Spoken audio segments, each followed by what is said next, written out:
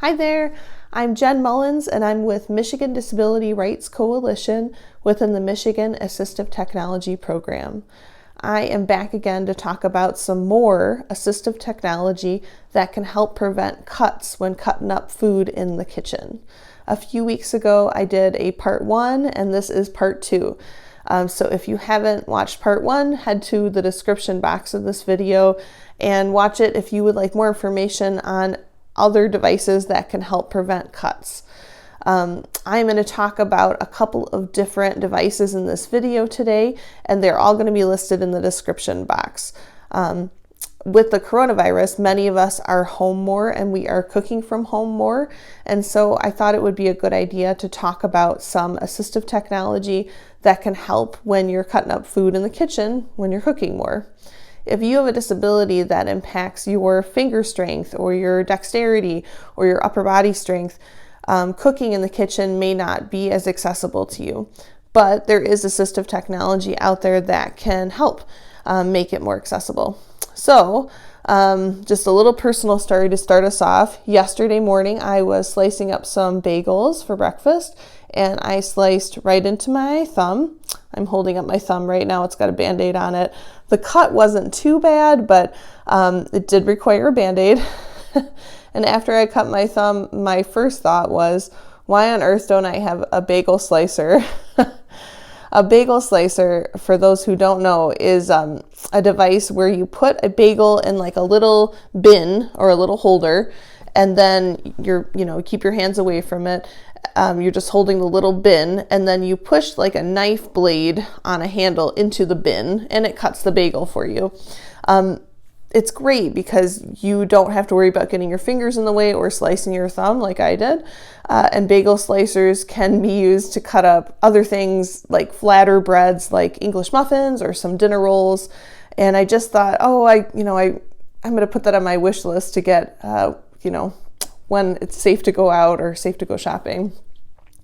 I told my husband right away that I cut my thumb, and he remarked, maybe you should get some of those cut-resistant gloves. And I thought that was a good idea too.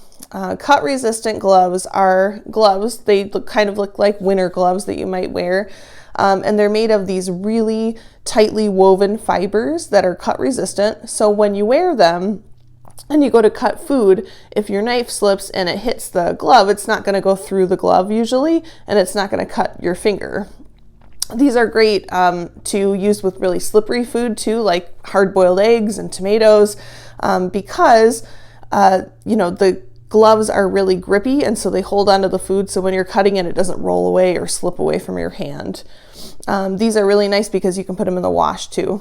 You can just throw them in the washing machine after you're done cutting. Maybe you're prepping a bunch of tomatoes for tomato sauce or something like that, and you just stick them in the wash after. There are gloves that come in lots of different colors. Usually the color that you're going to see is silver, but I recommend, if you have low vision, to get a different color. So they come in like pink or yellow or blue, and that's going to be higher contrast, that bright color against the silver knife versus the silver glove with the silver knife. You're just going to be able to see the glove easier and hopefully your food easier. Okay, the next device that I want to talk about is a pizza slicer, right? We have pizza cutters at home, a lot of us do, and we use them for pizza, but they can also be used for cutting up quesadillas and sandwiches and flatbreads and some cheeses. But the thing that I really like to use this for are those herbs that are, they're really challenging, I think, to cut up.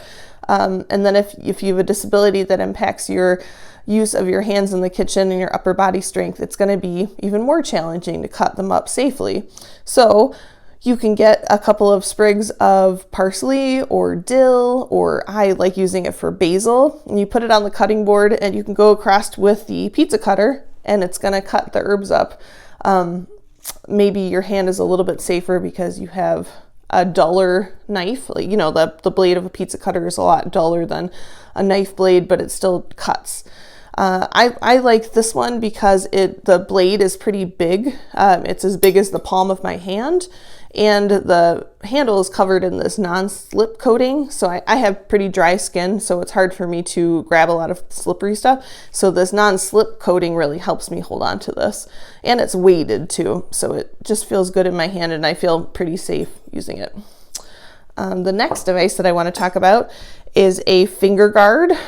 I don't have one of these, but I wanted to make one out of paper so you could kind of see and I could talk to you about it. So this starts off with, there's a metal, this would normally be in metal, there's a metal ring on the back, and it connects to a smaller plate on the front. And what you do is you wear it on the hand that you're going to cut up the food with. So you slip it on one of the fingers with the plate facing the knife blade. So let's say you're going to cut up a cucumber. You put it on that hand, you hold the cucumber, and then when you go to cut it, the guard is stopping the knife from getting your fingers because they're safely behind the guard. They may be holding onto the cucumber, but the knife is only going to go and hit the guard instead of hitting your fingers. I heard that somebody started using this in their kitchen, and they used to accidentally cut their fingernails off when they were cutting, which sounds pretty dangerous. And then they started using one of these metal guards, not the paper one I have, but a metal one. And you know, they felt a lot safer cutting in their kitchen. So I wanted to mention that too. The last device that I'm going to talk about is one of my most favorite devices that I have, and that is a mini food processor or chopper. I find that these are especially handy for cutting up slippery little foods, kind of like nuts or dried fruit. I put them in the bowl of the food processor, and then I give them a couple of pulses, and then they're cut up really easily. And then when I want to remove them from the food processor, I take the bowl off, I remove the lid, and then I pour them out of the bowl. But the blade of this food processor stays inside of the bowl until I take it out. So there's less chance of me cutting my hand on the blade. So it feels a little bit safer. And you know, with nuts and fruits, or dried fruits, if you're trying to cut them up on a cutting board, they can slip everywhere. It's kind of hard to manage, they go everywhere, right?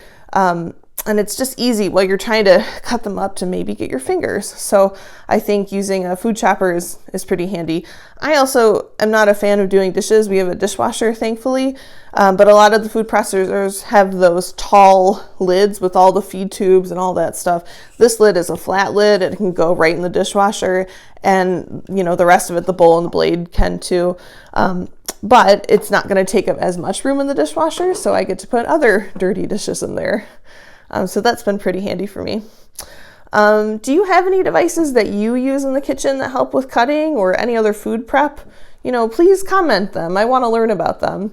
If you have any questions about any AT devices related to cooking and chopping or other things, I posted this video last week on social media, and somebody asked about AT for gardening. So we're working on something, and there is definitely a lot of AT out there for gardening. I'll include more information about that, the current information we have, in the description for this video. So thanks so much for tuning in, and I look forward to seeing you next time. Bye.